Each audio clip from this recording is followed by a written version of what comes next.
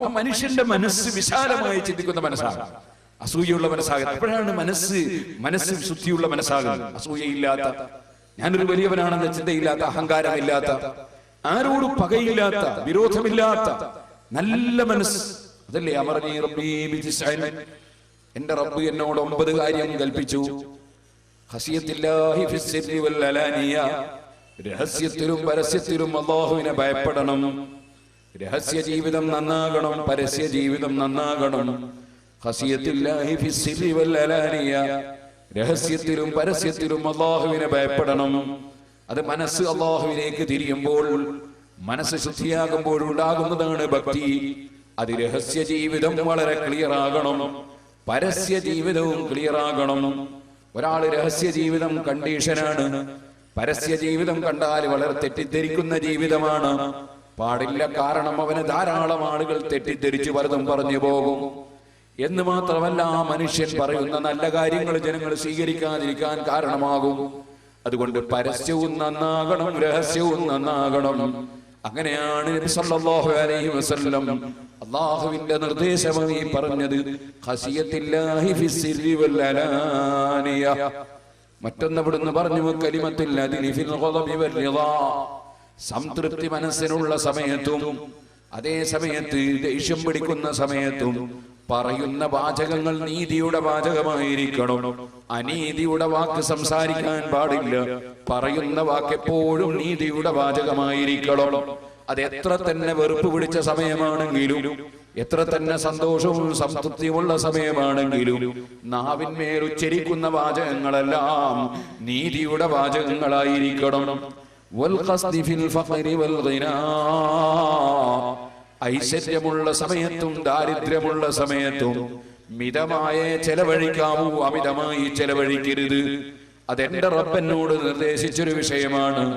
ധാരാളം കയ്യിലുള്ള സമയത്ത് അമിതമായി ചെലവഴിക്കാമെന്ന ധാരണ ഉണ്ടാകരുത്.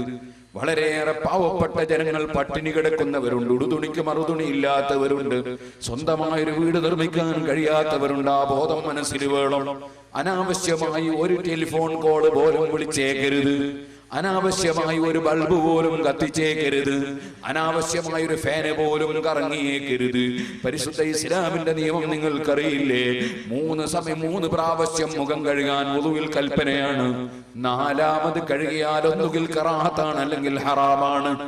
കടലിൽ വെച്ചാണ് മുക്കിയിട്ട് കഴുകുന്നതെങ്കിലും 4ാമത് കഴുകുന്നത് കറാഹത്താണ്. നേരെ മറിച്ച് വഖഫ് ചെയ്യപ്പെട്ട ഹൗദിലെ വെള്ളമാണെങ്കിൽ ഹറാമാണ്. കാരണം എന്തേ? ഒരു അല്പം വെള്ളം പോലും അനാവശ്യം ചെലവഴിക്കാൻ പാടില്ല. ഇന്നൽ മുബദ്ദിരീന കാനൂ ഇഖ്വാനശ് ശയാത്തീൻ, അനാവശ്യം ചെലവഴിക്കുന്നവർ, അമിതമായി ചെലവഴിക്കുന്നവർ ശൈത്താനിന്റെ കൂട്ടാളികളാണെന്നാണ് പരിശുദ്ധ ഖുർആനിന്റെ വചനം. ഓ സഹോദരന്മാരെ, ഇരിക്കട്ടെ, അനാവശ്യം ചെലവഴിക്കരുത്, മിതമായി മാത്രം ചെലവഴിക്കണം. ഇത് പറഞ്ഞിട്ട് നബി സല്ലല്ലാഹു അലൈഹി വസല്ലം തങ്ങൾ പറഞ്ഞില്ലേ, വഉതിയ മൻ ഹറമനി വഅസില മൻ ഖതഅനി വഅഫു അമ്മൻ ളലമനി. 9 കാര്യം എന്റെ റബ്ബനോട് കൽപ്പിച്ചതിൽ ഒരു കാര്യം എനിക്ക് ഇങ്ങോട്ട് തരാത്തവന് അങ്ങോട്ട് കൊടുക്കണമെന്നാണ്. ഇങ്ങോട്ടൊരു കാര്യം ചോദിച്ചപ്പോൾ തരാത്തവൻ അങ്ങോട്ടൊരാവശ്യം വന്നാൽ മുമ്പ് അവൻ എനിക്ക് തന്നിട്ടില്ലല്ലോ എന്ന ചിന്ത വെച്ച് കൂടരുത്, അവൻ അങ്ങോട്ട് കൊടുക്കണമെന്നാണ് എന്റെ റബ്ബിന്റെ നിർദ്ദേശം. പിന്നെയോ എന്നോട് ബന്ധം മുറിച്ച മനുഷ്യരുമായി ഞാൻ അങ്ങോട്ട് ബന്ധം ചേർക്കണമെന്നാണ് നിർദ്ദേശം. എന്നെ കണ്ടാൽ മിണ്ടാത്തവൻ, എന്നെ കല്യാണത്തിന് വിളിക്കാത്തവൻ, വിദേശത്ത് പോകുമ്പോൾ എന്നോട് അക്ഷരം പറയാത്തവൻ, അങ്ങനെ തുടങ്ങിയിട്ട് ഞാനുമായി ബന്ധം മുറിച്ചവൻ, ആ മുറിച്ചവനോട് അങ്ങോട്ട് ബന്ധം ചേർക്കണം. എന്നോട് അങ്ങനെയാണ് എന്റെ റബ്ബിന്റെ നിർദ്ദേശം. വഅസില മൻ ഖതഅനി വഅഫു അമ്മൻ ളലമനി. എന്നെ ആക്രമിച്ചവന് ഞാൻ വിട്ടുവീഴ്ച ചെയ്യണം. എന്നെ ഇങ്ങോട്ടൊരാൾ കൊഞ്ഞനം കാണിച്ചാൽ അങ്ങോട്ട് ഞാൻ കൊഞ്ഞനം കാട്ടേണ്ടതില്ല. ഇങ്ങോട്ടൊരാൾ കല്ലെറിഞ്ഞാൽ പകരം കല്ലെറിയേണ്ടതില്ല. ഇങ്ങോട്ടൊരാൾ തെറി പറഞ്ഞാൽ പകരം തെറി പറയേണ്ടതില്ല. മറിച്ച് ഇങ്ങോട്ട് ആക്രമിച്ചവന് അങ്ങോട്ട് വിട്ടുവീഴ്ച ചെയ്യുക, ഇങ്ങോട്ട് ബന്ധം മുറിച്ചവനോട് അങ്ങോട്ട് ബന്ധം ചേർക്കുക, ഇങ്ങോട്ട് തരാത്തവന് അങ്ങോട്ട് കൊടുക്കുക. നബി സല്ലല്ലാഹു അലൈഹി വസല്ലം തങ്ങൾക്ക് റബ്ബ് കൊടുത്ത നിർദ്ദേശം. കാരണം ലോകത്ത് സന്മാർഗത്തിന്റെ വഴി കാണിക്കുന്ന ഏറ്റവും വലിയ വിളക്കാണല്ലോ സിറാജം മുനീറാ, പ്രശോഭിതമായ വിളക്ക്. അഷ്റഫുൽ ഖൽഖ് മുഹമ്മദുർ റസൂലുള്ളാഹി. ആ വിളക്കിലേക്ക് ജനങ്ങൾ ആകൃഷ്ടരാകണമെങ്കിൽ, ആ നബിയിലേക്ക് ജനങ്ങൾ വരണമെങ്കിൽ, ആ നബി സല്ലല്ലാഹു അലൈഹി വസല്ലം തങ്ങൾ പഠിപ്പിച്ച പ്രസ്ഥാനത്തിന്റെ പ്രബോധകനായി പ്രവർത്തിക്കുന്നവനും അതുപോലെ ഓരോ മുഅ്മിനും അവന്റെ ജീവിതത്തിൽ പകർത്തേണ്ട നിർദ്ദേശമാണ്. ഇങ്ങോട്ട് ബന്ധം മുറിച്ചവനോട് അങ്ങോട്ട് ചേർക്കുക, ഇങ്ങോട്ട് ആക്രമിച്ചവൻ അങ്ങോട്ട് വിട്ടുവീഴ്ച ചെയ്യുക, ഇങ്ങോട്ട് തരാത്തവന് അങ്ങോട്ട് കൊടുക്കുക. ഇത് പറഞ്ഞുകൊണ്ട് നബി സല്ലല്ലാഹു അലൈഹി വസല്ലം പിന്നെയും പറഞ്ഞു, അതേ അതിന്റെ പുറമേ വഅയ്യകൂന സുംതി ഫിക്റൻ വനുത്ഖി ദിക്റൻ വനദരി ഇബ്റാ.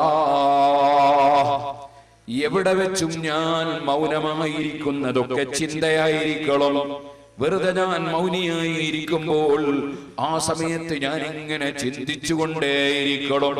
അള്ളാഹുവിന്റെ സൃഷ്ടികളെ സംബന്ധിച്ച് ചിന്തിക്കണം, അള്ളാഹു വെച്ച സംവിധാനങ്ങളെ കുറിച്ച് ചിന്തിക്കണം, അവൻ തന്ന അനുഗ്രഹങ്ങളെ സംബന്ധിച്ച് ചിന്തിക്കണം, അവൻ തന്ന ഓരോരോ അനുഗ്രഹങ്ങളെ സംബന്ധിച്ചും ചിന്തിക്കണം. നമ്മുടെ ജീവിതത്തിൽ വരുന്ന ദൗർബല്യങ്ങളെ കുറിച്ച് ആലോചിക്കണം, അത് പുറത്തു കിട്ടാൻ എന്ത് മാർഗമുണ്ടെന്ന് ചിന്തിക്കണം. അങ്ങനെ എപ്പോഴും മനുഷ്യന്റെ മൗനം ചിന്തയായിരിക്കണം. വഅയ്യകൂന സുംതി ഫിക്റാ വനുത്ഖി ദിക്റാ.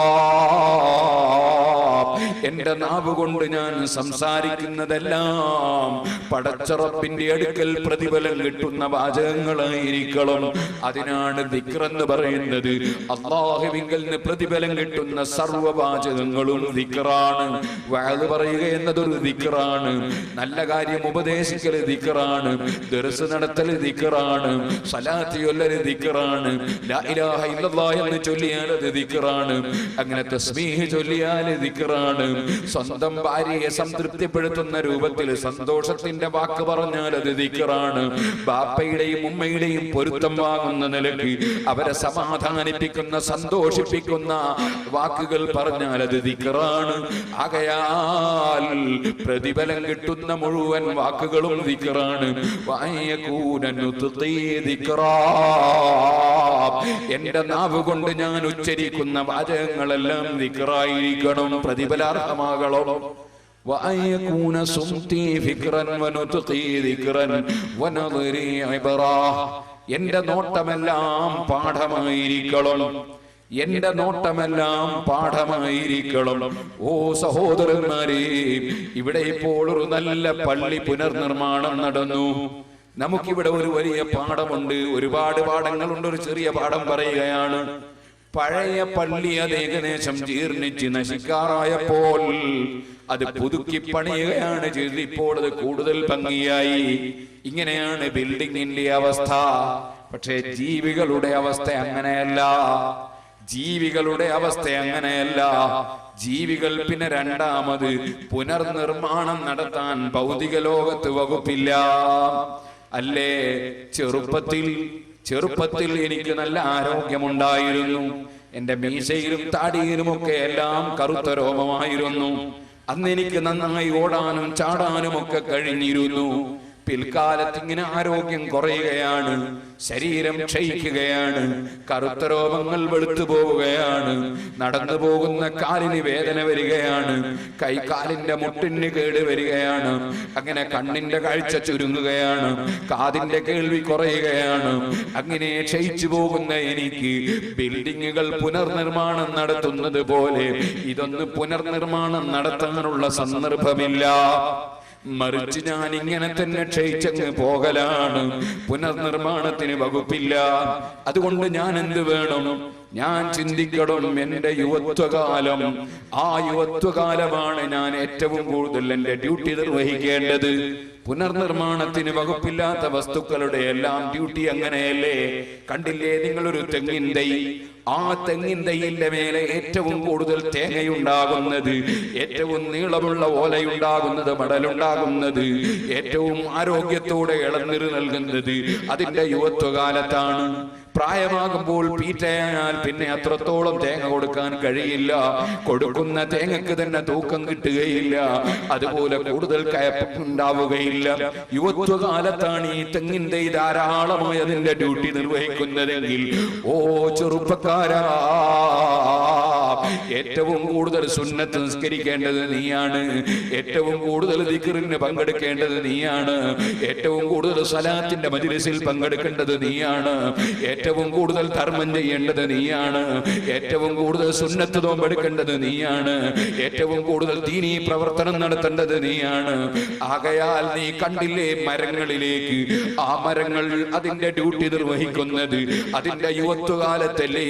പ്രായമാകുമ്പോൾ കഴിവനുസരിച്ച് മാത്രമേ ചെയ്യുന്നുള്ളൂ, അത്രയേ ചെയ്യാൻ കഴിയൂ.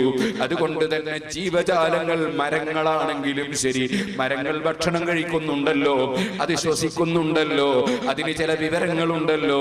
ജീവനുള്ള വസ്തുക്കളെല്ലാം അത് ഉണങ്ങുന്നതിന് മുമ്പ്, മരിക്കുന്നതിന് മുമ്പ്, അതുപോലെ തന്നെ നീ ഒരു പശുവിനെ എടുക്കൂ, ഒരു എരുമയെ എടുക്കൂ, ഒരാട്ടിനെ എടുക്കൂ, ഒട്ടകത്തെ എടുക്കൂ, അതിന്റെ യുവത്വത്തിലല്ലേ പാല് ധാരാളം നൽകുന്നത്, യുവത്വത്തിലല്ലേ അതിന്റെ ഫലം ലഭിക്കുന്നത്.